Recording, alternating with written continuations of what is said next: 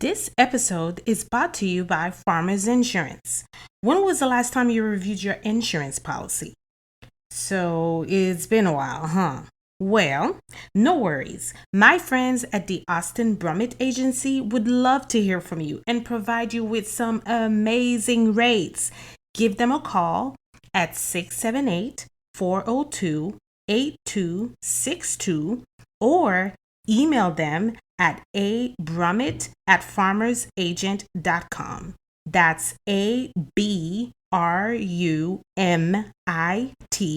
at farmersagent.com, and tell them Harli sent you. Insiders, Inside the Bubble with Harli G is now sponsored by BetterHelp. As a partner of this episode, listeners can access the BetterHelp link located in the show notes to receive 10% off your first month of therapy with BetterHelp and get matched with a therapist who will listen and help. Go to BetterHelp, that is BetterHelp.com/inside the bubble, the link to get started.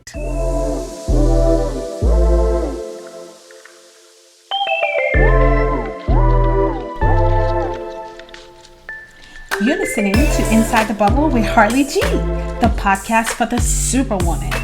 Every week, we connect with amazing individuals who share their inspirational experiences and stories while motivating and inspiring purpose. It's time to hang your cape. Grab your coffee, your water, your cocktail, and come on in Inside the Bubble with me, your host, Harli G. Insiders, welcome to Inside the Bubble with Harli G. I feel like I have a special treat for everyone today. I have Meredith Hodges. Meredith has a very interesting, to say the least, story. I mean, I don't like that's the best word that I can come up with right now. Interesting. It's literally life and death, and I'm like, bizarre. Oh, it's interesting. But anyway, so Meredith has a very interesting story. I'll stick with that word. That I was just like, I actually did not know of this condition until you were plagued by it, until your situation happened. But I want to rewind a little bit because I need to tell the story about how I met you, which is amazing. She's like, uh-oh. So I was actually interviewing for a position at my current job, and it's going to be a panel interview. And at the time, I didn't know. I mean, you don't know who you're going. I mean, you know the titles, I guess, of the people you're interviewing, but I wasn't really intimidated. Had I known the people like how I know them now, I probably would not have accepted the panel interview. I was just like, do you guys know? It was Debbie Kohler, Secret yes. Holland, Yes. Julie Moffitt, and Solomon Jordan. Yep. I mean, if that isn't like one of the toughest panel interviews, and some way somehow they loved me and I made it through it, and they gave me the job. Anyway. Of course. Well deserved. Thank you. Oh, and here I am 7 years later. But while I was waiting to go into the panel interview, I went to the restroom, and I'm in the restroom or whatever, and I'm actually like trying to like breathe and calm my nerves down and all that stuff, and Meredith walks in, and she's like, "Hi, how are you?" Super friendly, like just so nice. I was like, and then uses the restroom and then leaves, and I was like, oh my gosh, she was so sweet. I was like, oh my god, what a sweet lady. Like, she was just so amazing. And I go through my interview, and you did introduce yourself, and you did tell me your name. And I was like, oh, okay. And you also said, wouldn't it be amazing if we could write a book about all the HR stories that we know? Yes. And I was like, oh my gosh, people would not be able to believe some of the stuff that we see at work, being in HR. Anyways, go on, have the interview, and at some point during the interview, your name comes up. And I'm like, why is Meredith? I just met her in a bathroom. Like, why is her name coming up? She was just a bathroom person. I was like, she was all of a sudden, I don't know who said it, but they were like, yeah, that's our VP. I was like, I just met the VP in the bathroom. And I was just like, but what struck me the most was that, like, she's a VP, she's an executive, and you were so approachable. You were so, like, I felt like you were larger than life. Like, your personality was just like, boom. It was just amazing. But not in an overwhelming type of way, because we actually have very similar personalities. But she does it. But she does it much classier than I do. I think you do. But I just thought that was so amazing. Like, from the beginning, like, that was my first impression of the job. And I was just like, okay, if everybody's gonna be like her, then yes, I want the job. So I just thought that was an amazing story. That's great. Maybe, hopefully it made the panel interview slightly less intimidating. Maybe slightly. Just slightly. Anyway, but I'm glad they told me that, like, after, like, they didn't tell me that, like at the beginning, right? But anyway, so I do want to get into your story. So Meredith was our VP of, we were called HR and External Affair at the time. And so you oversaw the human resource function as well as external affairs, which included what we call community affairs and regulatory and legislative matters. And PR. Yes. And PR. Oh my gosh, I forgot about that. I always had described it as people in politics. There you go. And that was a lot, Meredith. It was a lot. Well, when we started the company, I got everything nobody knew what to do with. So it was like, I was kind of a jack of all trades. Yep. So Kevin, the CEO, would come down the hall literally about every week to 2 weeks, towards the time that we were the final deal was going through, and say, hey, we don't have anybody to, and I would say, sure, I'll do it. I like variety. What could I say? Exactly. But you were also an HR practitioner anyway at that time. So I was. HR was what you did. No, I lobbied for the HR job. Okay. I just ended up with all the other stuff. Okay, great. So you ask for a finger and you get the whole hand. Exactly.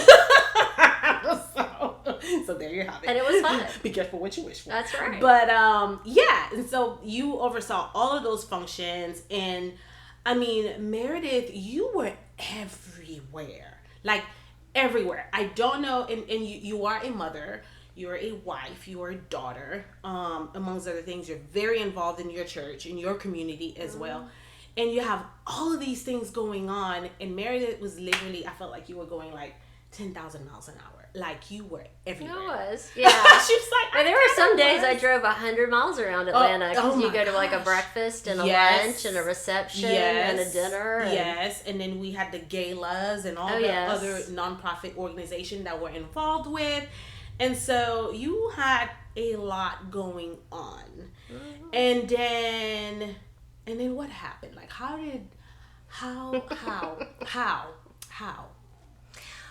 So I was going pretty hard. 70 hours a week generally is what I was working, trying too hard to probably be superwoman and do everything for everybody, both at work and at home. And the year was 2016. My parents had just moved from Memphis to be our next door neighbors, which is quite lovely. And so we decided to take some time off, and we went to Peru for Thanksgiving.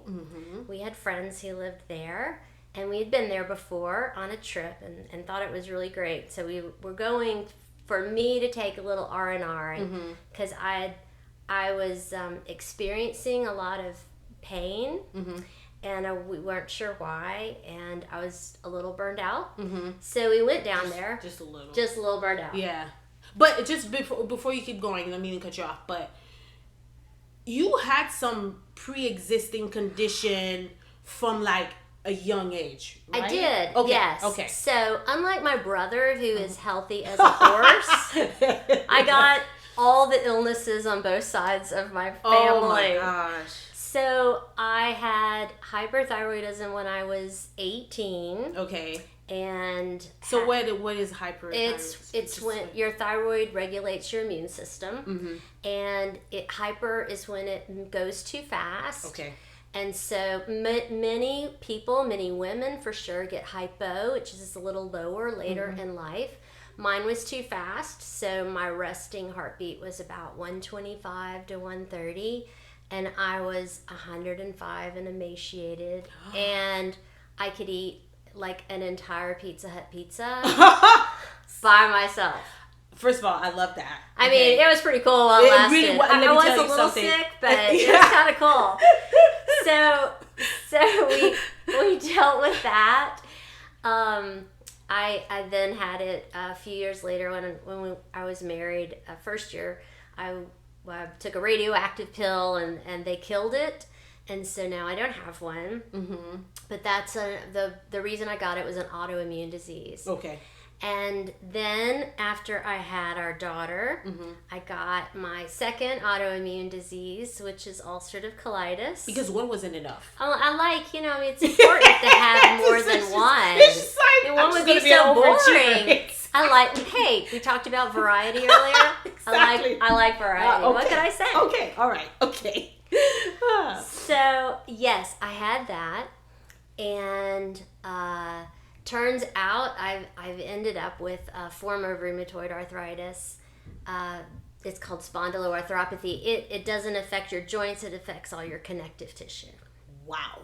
Okay. But I got that in an odd way. Okay. Or we found out in an odd way. So we went to Peru. Back to Peru. And which was a crazy thing to do. I didn't want to tell a lot of people at the time, just because I didn't want to be like, oh, I'm going to Peru. I'm really cool and you're not. Anyway. So we kind of quietly went on our trip. We're going to Peru. Yes. I was like, just for some hard R. Exactly. But I got so you have multiple flights to get to where we were going. And so I got sick on the flight from Cusco to Lima. And I just thought, oh my gosh, I must have eaten something at lunch. Yeah. Why is that always the answer? I must have eaten something. I must have eaten something. Yeah. Well, like, why else, right? You're not expecting it. Exactly. But by the time I got to Atlanta, I had to ask for a wheelchair to get off the airplane because I couldn't walk. You couldn't walk. And how were you feeling? Horrid. Okay. I mean, my daughter actually made my husband not sleep on the flight home because she was afraid I was going to die. Wow. Because I was very ill. There were, let me just say, there were many trips to the bathroom. Okay. And so got home. My mom took me to the hospital immediately. Yes. Okay. It was by then. It was clear something was not right. Yes, exactly. Don't. This is not Monopoly. You will not stop. You will not collect 200. Okay. You're going straight to the hospital. I think we all try to downplay. Oh, that's probably nothing. Or right. But everybody's freaking out on the inside. There comes a time where you're like, clearly there's something wrong with me. Okay. So, we go to the hospital, and the flight from Lima, we actually got in the morning because that's the way it works. So by the evening, I was in the ICU unit with a central line in my neck. What? Which is where that's when you really need a lot of the IV things. The TV shows, the little one in the arm isn't enough because you have like 4 or 5 different drips going in, and so they combine them all in this thing and they stick it in this carotid artery. Oh my God. Which was, a little interesting because it took them a few times to actually get it. Oh my gosh. Okay. But anyway. And then what are they pumping into you? Antibiotics? I have no idea. Let's just be clear. They're just keeping me from dying. Okay. Right. I mean, I'm so sick at this point. Gosh. I'm still my cheery self. Isn't that, can we pause here for a minute? Well, because that's just who I am. You have to be kind to people, so I'm being really nice to everybody who comes in, and I'm being... Have you ever been, really angry in life, Meredith? Cheerful. Do you know what it feels like? Oh yeah, I do. Really? Yeah, it does happen. What's your angry though? Your angry is like, oh my God, I'm so angry right now. Is that your angry? Because like, I mean, occasionally I've yelled at my husband, but ladies, I know there's so much to do and not enough time in the day. Trust me, I'm right there with you. But what are you doing for yourself? Well, I've recently discovered Body Bar Pilates. Let me tell you a little bit about it. Body Bar Pilates will challenge all of your major muscle groups and provide you with a full body workout. Wow. Listen, I had to check it out.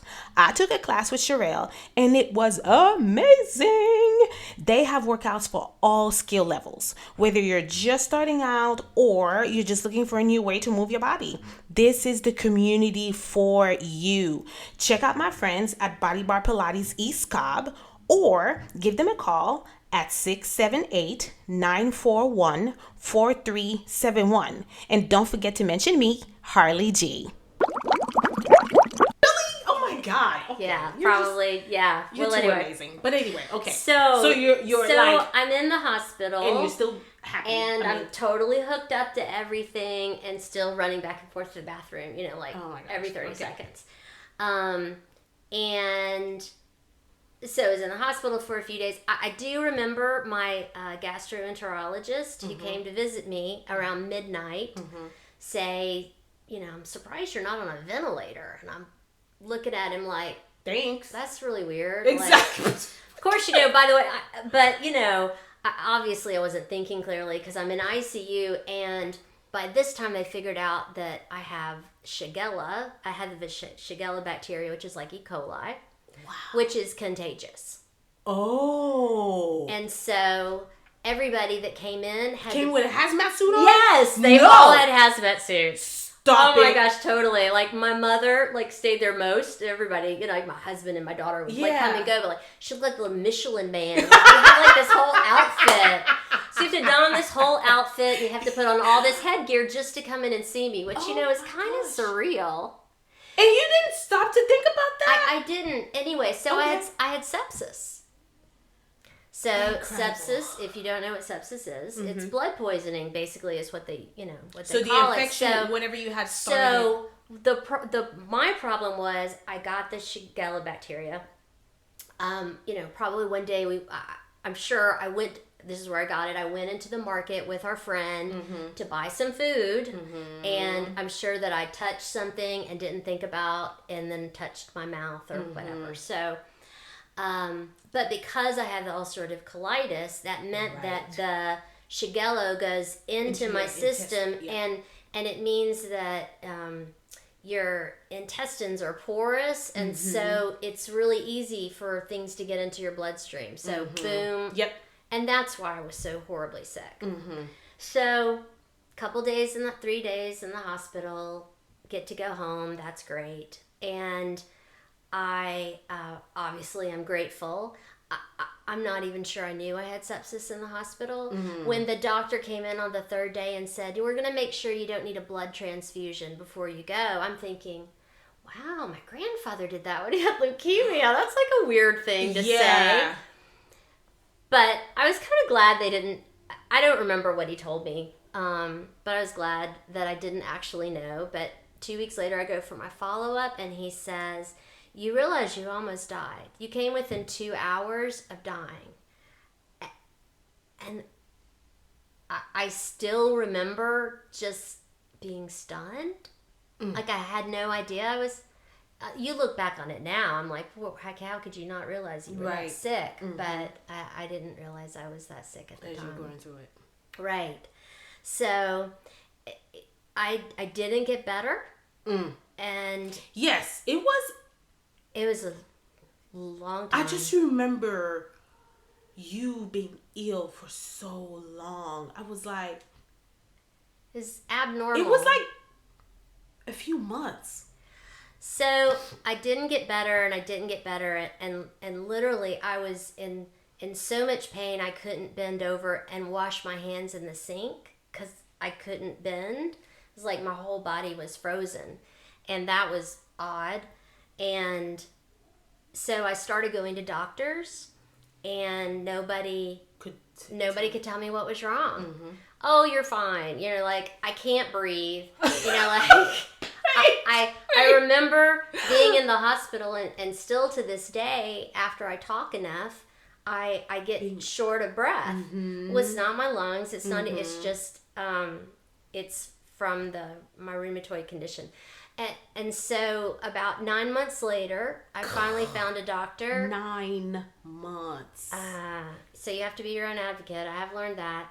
Found a rheumatologist who said, well, you've got both the spondyloarthropathy and you've got reactive arthritis. So the Shigella gave me an additional form of arthritis. So I had two, again, because I like variety. Yes, you do. Okay. I mean, if you're going to do something well, you might as well really do it. You might exceed. I mean, exceed expectations. I'm a high achiever. What could I Oh say? my gosh. Oh my gosh. Yeah. So I was not getting better. I could hardly do anything. I think you remember you came to my house. Yeah. I could speak for about an hour and visit with people, and then literally it would take me resting until the next day. That's laying in my bed and doing nothing until the next day before I had enough energy to And talk. all you did was talk to people. Like, you didn't for do like an hour. Yes. And that was it. I remember when you got to the point where you could have people coming and visit. I remember Secret, our current VP, writing this long, drawn-out email to the team saying, when you go see Meredith, this is what... Like, all the protocols that had to take place just to see you for an hour. I was like, should we even go see her at this point? Like, I don't know. And we were just like... It was three of us. It was me, Jennifer. And Julie. Uh-huh. And we had to time it, and I think we bought food or something. We did. We bought food. And we ate. And we had ate, fun, and we laughed. And we had, and I remember being a little worried because, of course, like, I'm the jokester, and I'm like, what if I make her laugh too hard? Or, like, what if she, like, passes out because I said something? And I was just like... She laughs so hard, she passes out. I know. I was just like, because we were really concerned, like, we just wanted to make sure that we respected your health and the space that you were in. And it baffles me to think that, I mean, the podcast is an hour. So imagine if I did the podcast and then I was out until the next day. Like, that's... Right. That's not... I can't wrap my head around that. Right? You don't comprehend that. Exactly. But I think it's a good point to make, though, because...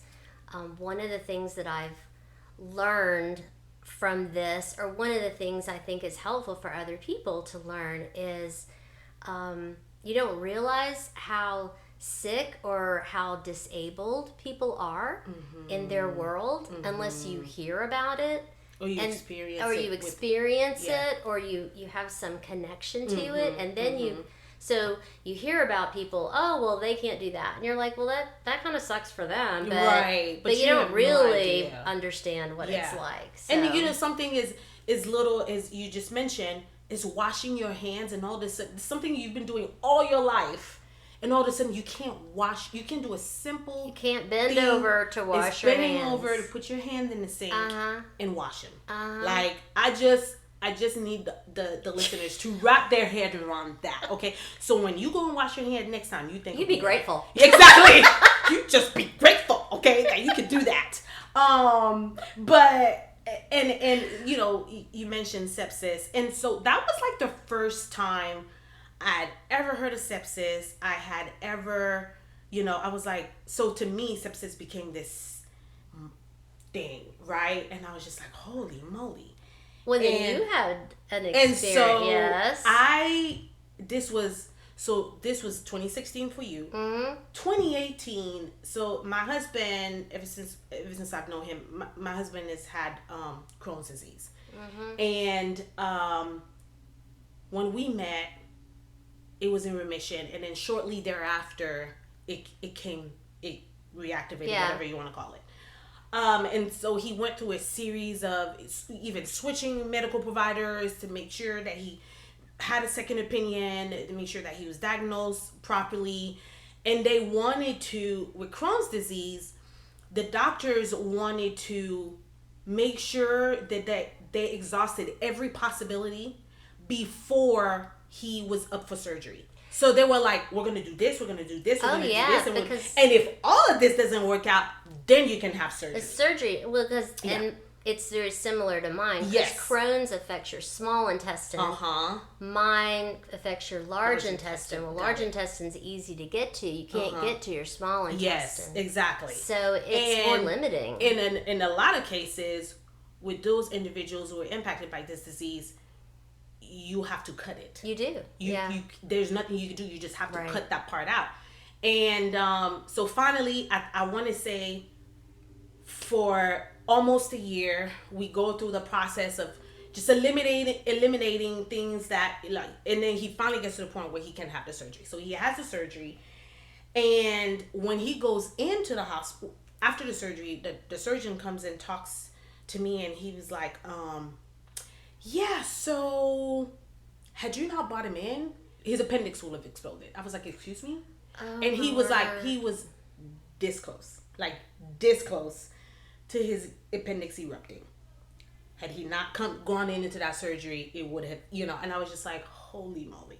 So there was that, right? And so he has a surgery, they deemed the surgery a success, and then he goes on about his life. And men, they're kind of like, I feel fine, I'm okay, I can stop seeing the doctor now. Okay, you live your life like that, okay? And so so this was 2005.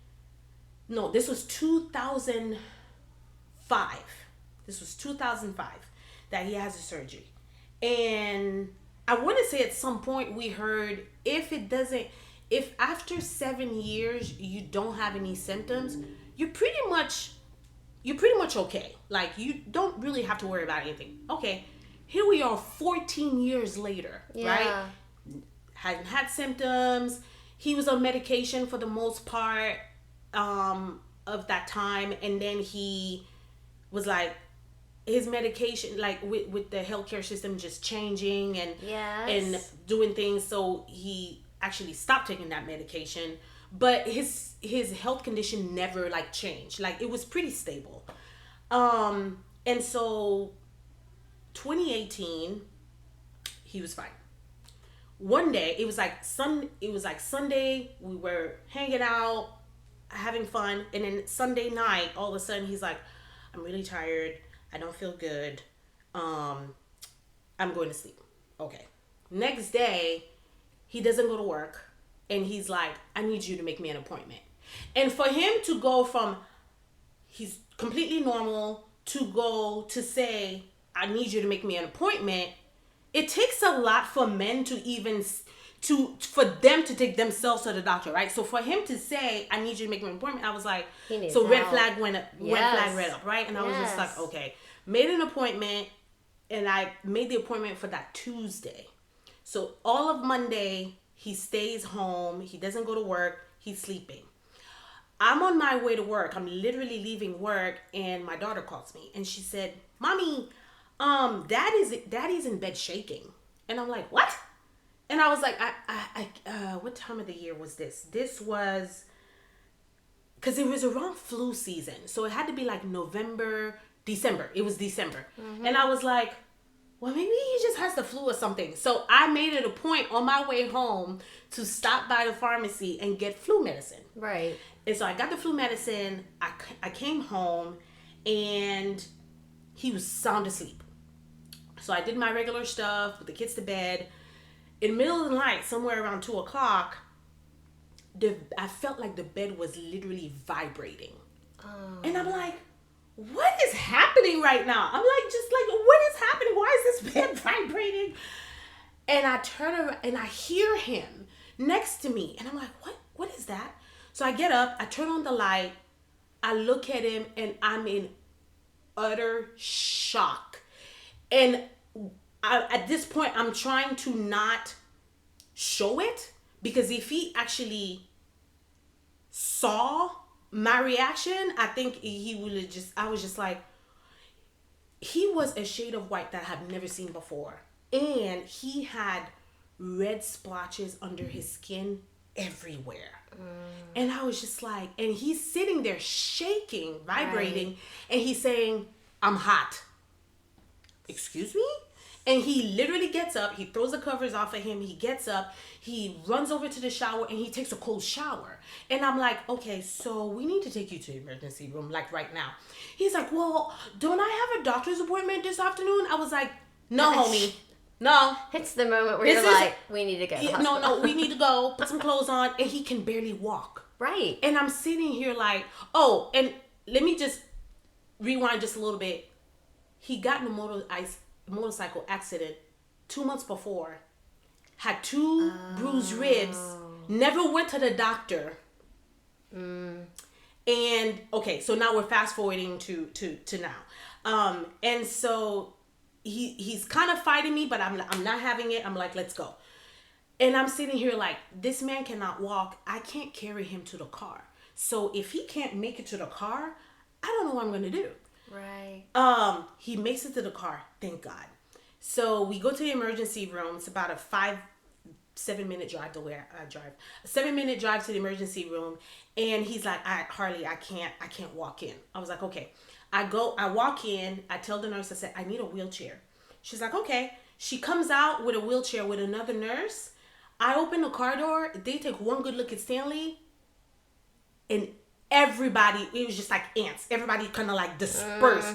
They got him in a wheelchair. They wheel him in. And nobody's telling me anything, but right? They act. But they're acting so fast. And I'm like, something is going on. That's the emergency room. If they are acting really fast, then you are in trouble. You are. If you're sitting there for a few hours, you're probably okay. You're not gonna die. But when they're in a hurry, popping you in, you in trouble. There's a problem. You know you're in trouble. And so they get him, and nobody's saying a word. It's like people are just moving, and I'm like, and I'm watching this, and I'm like, holy moly! They get him in a room. They're not even asking. You know the intake information that usually they're not even asking for that. Mm-mm. I see bags of fluids coming out the drawer, the pole. I mean, and I'm just like, it's terrifying, isn't it? At one point, maybe when I was sitting next to him, when I was driving, Meredith, I kid you not, I thought I could hear his heartbeat. Like I literally thought I can hear his heartbeat. Mm-hmm. When they finally plugged him into the heart monitor, his heartbeat was 139. And their mission was to like get his heart. And I probably sat there for hours looking at the heartbeat monitor to make sure that it was going down. It to go down. I was just like, please, like, okay, we're at 135. Okay. Just making sure that it wasn't going up at any point. And finally, hours later, a doctor comes in and they're like, yeah, so we're just trying to pump antibiotics into your husband right now because he's literally about to die. And I'm like, what are you talking about? And that's when they told me he had sepsis. And I immediately was like, the only other person in life is Meredith. And I'm like, glad I prepped you for this. I was just like, I was just trying to make sure you were ready for it. Oh my gosh. And yeah, and I mean, thankfully, thank God, he made it through. He actually ended up, he stayed in the hospital for about a week. They released him under very close supervision. He had to go back to his gastro.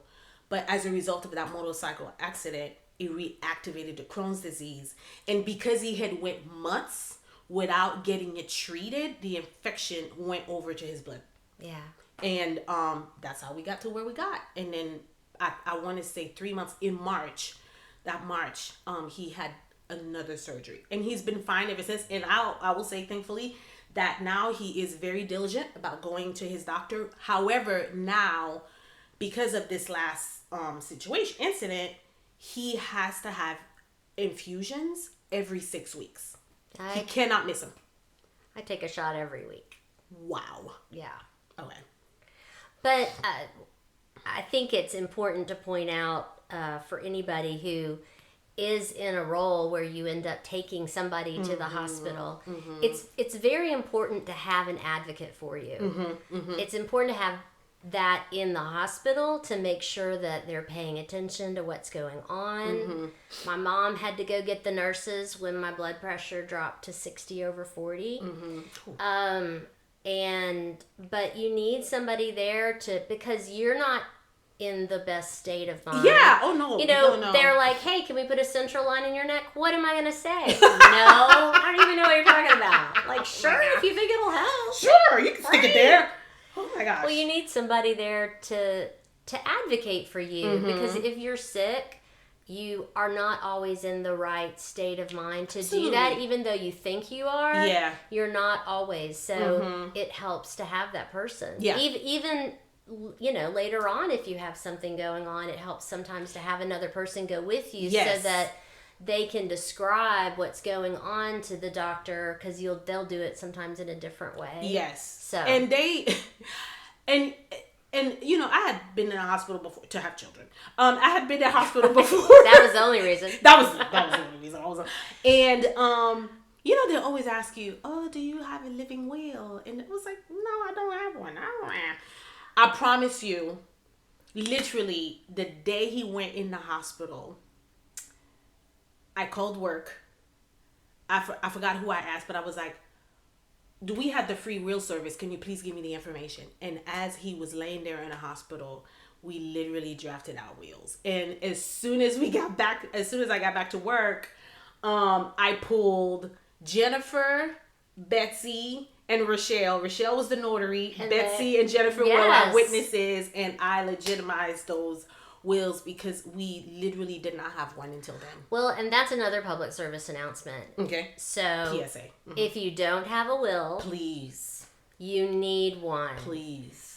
If you don't have an advance directive, which means somebody else or power of attorney, all of that, yes. And if your child is over 18, you need to let them have a power of attorney, because you have no right to get their information in the hospital. Oh, so you keep thinking, I don't need that. I'm fine. Yes, but let me tell you, your life can change in 24 hours. I mean, it can change in less than that amount of time. Yeah. So most of them are, you can find them, most of them are free. Yes. Or there's a Mama Bear forums out there that has all that stuff, or you might be able to get it through your employer. Yes. So we have that service at work, and I did all of that, and it was seamless because it literally had all the paper. It just asked me the questions, I answered the question. As I am answering the questions, it is actually plugging it into the actual document. Right, now you just print it out. Yep, just print it out. It's so got easy. Got it notarized. Yeah, but absolutely huge PSA. Yes. If you don't have a will, please, please, please do everything you can to get one. Because like you said, things you don't know. I mean, literally, Sunday he was fine. Tuesday we're in the emergency room. Right. And he's dying. Right. Right. Normal week. Anyway. Whatever.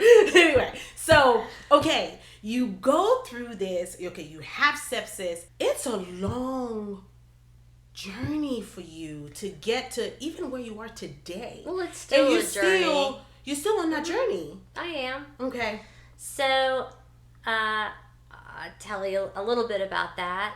I was terribly sick. I was very incapacitated for a very long period of time. But you have a lot of time then to reflect, because I was going 90 miles an hour, and now all of a sudden I'm not. It takes a little while to get used to being quiet. Yeah. But I really believe that almost dying saved my life. And it's hard to say that, but it's true. I think I was going too fast, and I was doing too much, and I wasn't taking care of myself. And this was God's opportunity, or the universe, or whatever you believe, to kind of, slap me in the face and say, okay, you're not listening to any of the signals I'm giving. I think I need you to focus. Oh my God. But did it doesn't have to be so hard though. Come on, baby Jesus. Maybe I'm stubborn. He's so dramatic sometimes, though. Exactly. He really is. Okay. I'm with you. But it's an interesting thing that I've noticed too, is that I have a substantially reduced social schedule now. I hardly ever go out. I don't get to travel as far because it's painful for me to travel. So I've been able to calibrate things over time. But you ask, I've noticed you say, well, how are you doing? Mm-hmm. And I would say, well, before COVID, at least half the people would say I'm busy. Mm-hmm. They wouldn't say how they felt. They would say I'm busy. Yeah. So I have learned that we all need time to be still. Yes.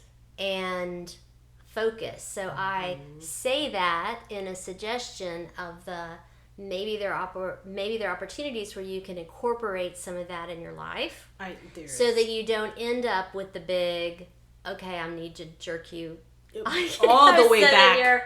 Exactly, so that you start all over again. Yes, in a way.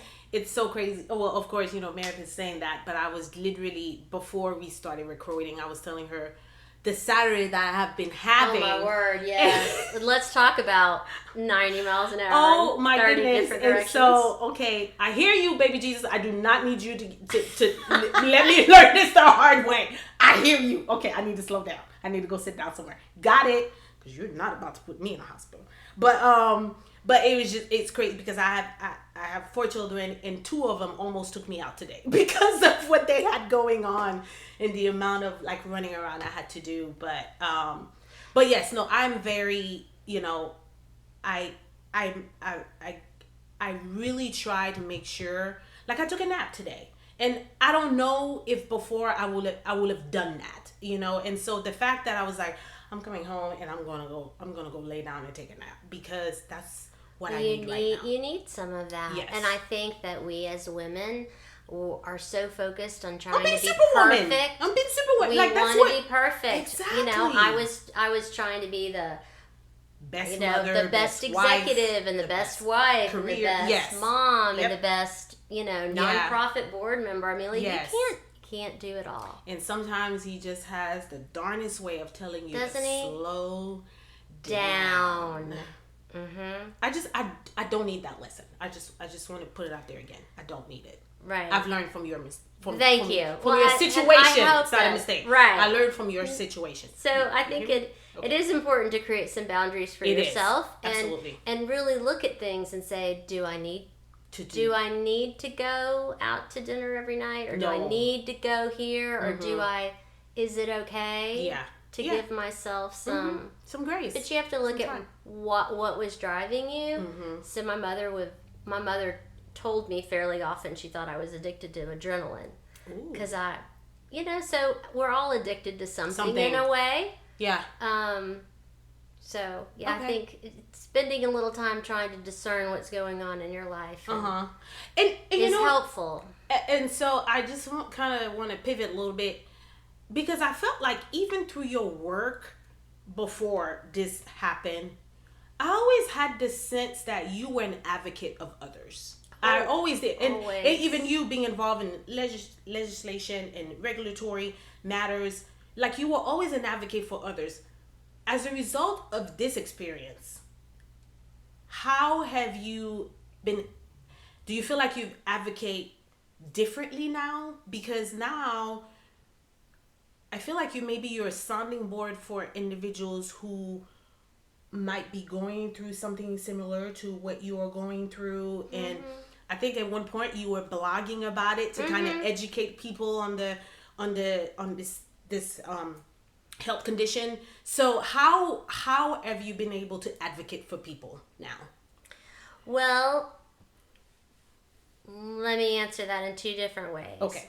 One, when I was getting my master's in HR, we did a career development course and we had to pick what our mission was in life, and I picked to help people learn and grow. So I've always been very concerned about people. I'm a Methodist, so I took John Wesley's do all the good that you can in all the ways that you can in every way that you can to heart. And I would say that faith is the one thing that has gotten me through. Yep. And interestingly enough, as I have continued to discern, I am in the process now of becoming a pastor. Yes. Okay. So that's very new, but I have felt. You heard it here first. You did. Okay. Just want to say that. Okay, sorry. Yeah, I haven't really shared that. Okay. Yeah. So with a lot of y'all people, keep it a secret, okay? But yeah, so I want to, in my words, I want to continue doing God's work. So I did spend time trying to discern and ask, why did you keep me here? And I was very involved with my church, and that's a whole nother story for another day. But I felt like I was supposed to be here to do that, and so now I just feel like it's kind of maybe on a wider level, because I feel like my strengths are being with people in really difficult times. Yeah. And so I'm excited because that feels like I have more opportunity to be with people at really significant moments in their lives. So, but I do try to encourage and inform people and about what it's like. So for instance, you've got to help people as you get older. It's more likely that things are going to happen to you, and there are a number of health things that do cause limitations, like mine is pretty significant. But it's important to help people understand where you are and understand your limitations. So I try not to complain, but I'm going to be honest with people. Yeah. So if I'm having a really bad day or I'm in a lot of pain, yeah, then they'll say, "How are you doing?" I'll say, "Well, I'm kind of fair to middling. I'm not great, but I'm doing okay." And so I've tried to find ways to help other people, and I've tried to help people learn how to support those who do have illnesses. Yes. Because particularly the families. Yes. So there's some nice things that people do for me. I have to set boundaries, but so a couple of my best friends, so Secret is one of them, my friend Suzanne, they both know I get really tired talking for a long period of time. So when we talk, they're conscious and they will cut it off. Yes. And then I don't have to. Yeah. But helping people understand what you need. My husband, actually, there's a theory, it's called the spoon theory, that they created for people with fibromyalgia. But in my situation, it works where you only have 12 spoons a day. That's 12, each spoon is some energy, and that's all you have for the day. And if you use more spoons, then you're taking it away from tomorrow, because it doesn't reboot like the normal person. Got it. So like my husband actually did a PowerPoint presentation for his family at one point to help understand like what the boundaries are. I love it. But the more I talk about it, I feel like it helps people understand what limitations and to be mindful of that and to support the family. So Anna Catherine was younger when when this happened, and she's in college now, and it's different, but and getting ready to graduate. That's crazy. I know. Okay. But if you know somebody who struggles with an illness, or they have a flare up, like your husband or me, sometimes just you're going along and then all of a sudden you have a flare up and it's worse. Maybe there's an opportunity for you to take somebody else's kid with you when you're taking your kids to somewhere else. Yeah. Because they may not be able to do that. Yes. They literally may just, there are times when I can't sleep at night because I'm so tired and all I can do is kind of lay there. So, there are opportunities that people can do little things, that have big impact. Like maybe drive me to, just right over here, or just these little tiny things that, that would mean a lot. So I remember, like, your parents bringing you to work or driving you to work, or your husband driving you to work, and then like and at the beginning you were only working for a couple hours a day. That was all I could do. It was like 2 hours. That's all you could work. And something that you just said is very powerful. It's sometimes as a support system, we want to support, but we don't know how.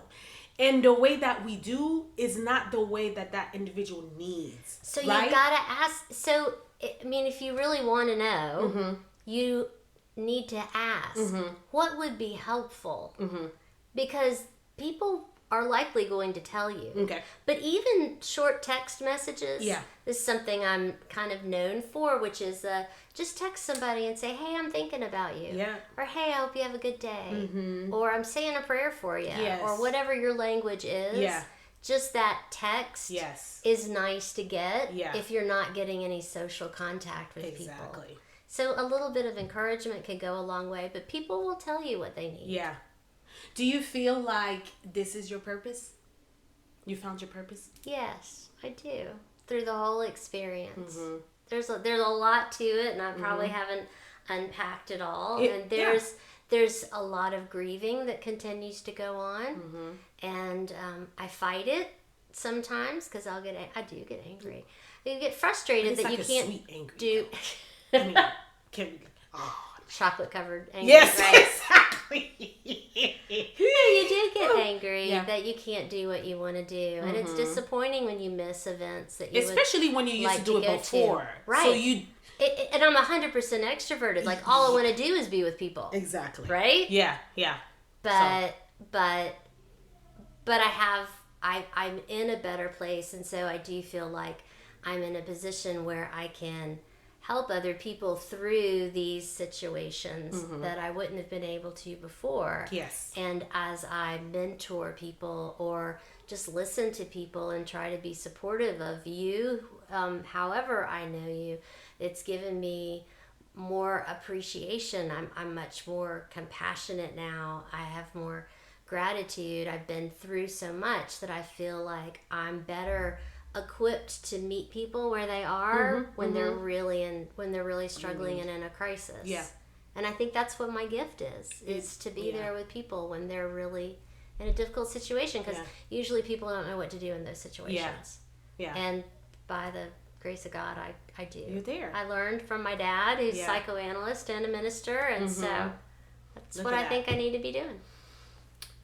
Well, this is absolutely amazing. Like, and then now I'm becoming aware. I'm like, oh my gosh, we've been recording for an hour. I want to make sure that I don't. She's gonna be really tired now. I want her to she's gonna be out till tomorrow. I'm good today. I didn't do anything else today, so we're set. And she had to drive all the way up here. But I just think, what would be your message for someone that is going through a very difficult health crisis right now, and they don't know how to, they feel like they're alone? What would be your message to them? Well, first of all, you're not alone, but you do feel that way. It's very important to acknowledge your feelings. So I encourage you to journal, write about it. Really I encourage you to draw. I actually started doing some pastels of just colors to try to get my feelings out. So some of those are black and red and yellow, because I'm angry. That's how she's angry. So some of them are, she doesn't yell. Right. She just colors angrily. That's okay. Okay, yeah. But you need to journal about your feelings. You need to own your feelings, and you need to not be consumed by them. Then you need to, in a way, think like an analyst, and you need to come up with like a matrix of your symptoms.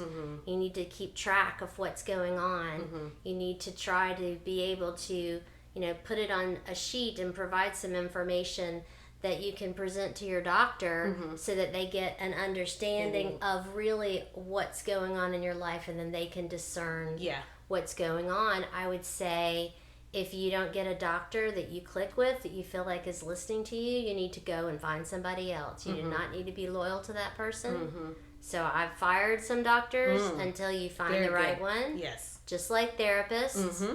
Absolutely. I've therapy my whole life. Mm-hmm. Therapy, I think, is really important. Yeah. Finding somebody that you can talk to because you need to be able to. Yeah. And then trying, sometimes it might be asking for help. Mm-hmm. So maybe you get somebody to go and be your advocate. Mm-hmm. When you go to a doctor and you're trying to figure it out, but perseverance is, you need to have some perseverance, and you need to understand it's not gonna take, you can't fix it quickly. It might have taken you a long time to get to where you are. So if it might take also a long time for you to heal. So you need to be in it for the long term. So you need to set boundaries, and you need to grieve. Because it's an important part of that process. It is an important part of that process. And the grieving isn't, you don't go through you don't check the box in the right order. It like flips around and it comes and goes. And so you just need to allow yourself. You need to try to not fight it as much as you can, and to seek help. So that's amazing. Well, thank you so much. Oh, it's my pleasure. Thank you for letting me share my story. Yes, and just a little inside scoop. Meredith was like, "I'm so nervous. I didn't know." I'm like, Meredith, you have an amazing story, and I feel like just reaching one person with your story is already impactful. That's you're not alone. Because I read a ton of books. Like, it was so meaningful to me when I'm reading other people's stories of how they're, they fall on the floor because they can't, because they're so tired with their illness and their children are walking over them. And I'm like, that makes me feel okay because you feel like there's something wrong with you. And you know there's something physically wrong, but it affects you in your head. And mentally. So much. So there's so many stories out there. I think it's really important for you to find somebody who's blogging about your condition. And somebody who's been through it. Awesome. Thank you, Harli. Well, thank you. Oh my gosh, I should be thanking you. I'm like sweating bullets here. I don't know. Maybe it's the sun. And so I just, so thank you so much, Meredith, for coming. Absolutely. And sharing your story. Giving people that are listening hope. I think that's the biggest impact. It's just giving somebody hope. Yes, I had a lot of faith that I would get through it.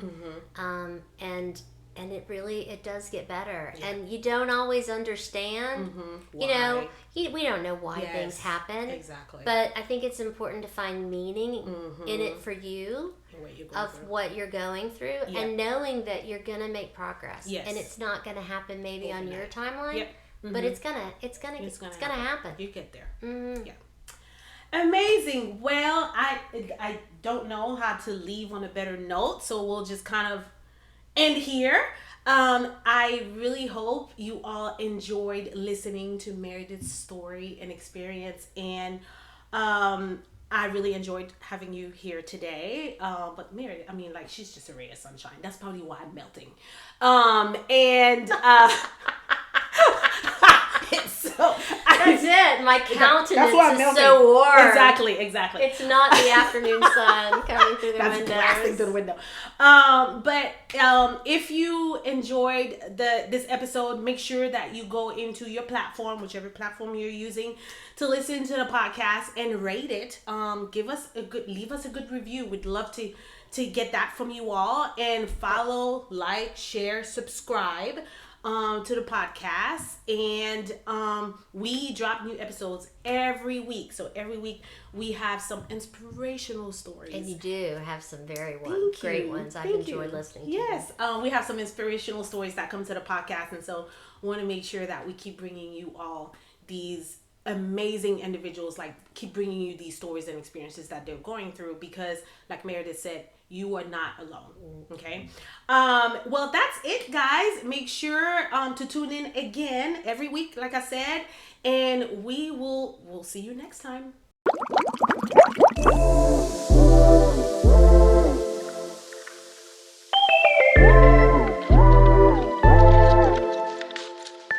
I hope you enjoyed our show today. hit the subscribe button and share. Share this pod with your family, with your friends, with your girlfriends, and follow us on Instagram and Facebook at Inside the Bubble with HG.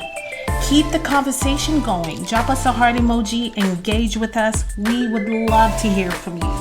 New episodes are dropping every Monday on your podcast streaming platforms. And remember, there's purpose in your story.